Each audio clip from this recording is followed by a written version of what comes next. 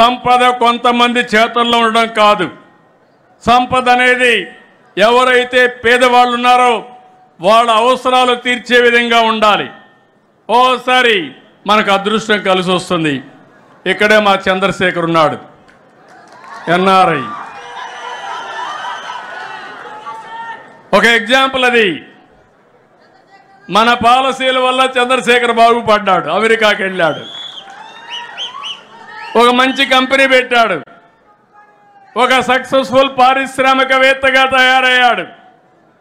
ఈరోజు నేను కూడా గర్వపడుతున్న తెలుగువాడుగా అమెరికాకి వెళ్ళి ఈరోజు సక్సెస్ఫుల్గా తిరిగి వచ్చి మళ్ళా ప్రజాసేవకు ఎంపీ అయ్యాడు.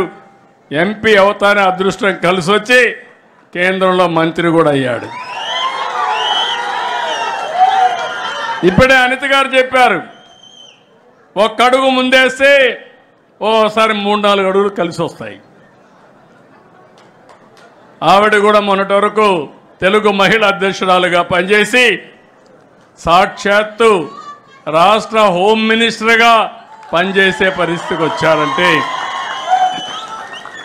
అది తెలుగుదేశం పార్టీ చూపించే ఆదరణ, అభ్యర్థులను ఎంపిక చేసే విధానం కూడా. ఇప్పుడు నేను ఎందుకు చంద్రశేఖర్ గారి పేరు చెప్పానంటే సమాజం ఆయనకి ఆదరణ ఇచ్చింది, అవకాశాలు ఇచ్చింది.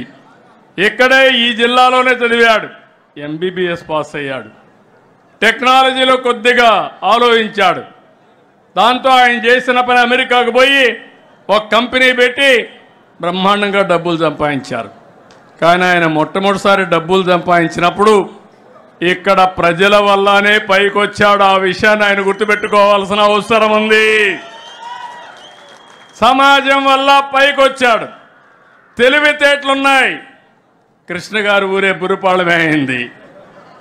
ఆయనతో పుట్టిన వాళ్ళు అక్కడే ఉన్నారు. ఇంకా ఆయనకు బాధ్యత ఉందా లేదా అని అడుగుతున్నా మీ అందరి ద్వారా. ఆ ఊర్లో ఉండే పేదవాళ్ళందరినీ పైకి తీసుకొచ్చే బాధ్యత ఆయనకు ఉందా లేదా అని మిమ్మల్ని అడుగుతున్నా.